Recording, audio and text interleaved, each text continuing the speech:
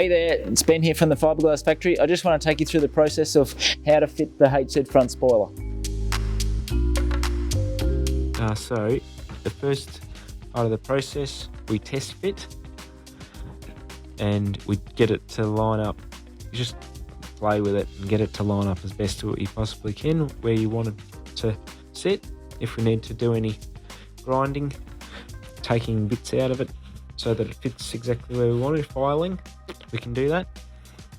I've used clamps here to hold the spoiler against the body. This just helps it stay in position while I'm mucking around with it. After I've done that, there was some little bits that I wanted to add extra pieces onto, and so to do that, what I've done is I've taped up the body where I want to add extra, and I've put some release wax down on there, and then I've prepared the back of the spoiler, and that's given it something to grab onto, and we have applied some body filler in there, made sure that's quite thick in there so that it grabs onto it well, it's not going to fall out. After I'm happy with how that's all lining up, then I'm ready to screw it to the body. And that's when I get self-tapping screws out, and I pre-drill first with a small 1/8 drill bit. I pre-drill and then I run my self-tapping screws through that.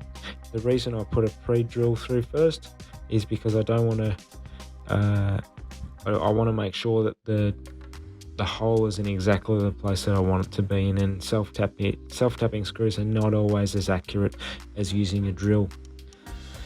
So I put my screws on this one through the tabs at the top.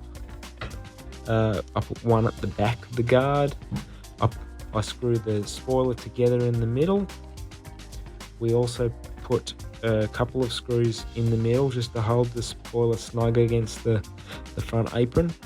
Underneath we put a screw to hold the spoilers together, and then I've also got some brackets that I fabricated just out of a bit of 3mm bar, and it went from the spoiler to the body, and I screwed them in as well. The tools required for the job was a drill, a screw gun, some body filler, applicator, a screw board, masking tape, release wax, clamps, car jack just to get the car up, and some self-tapping screws.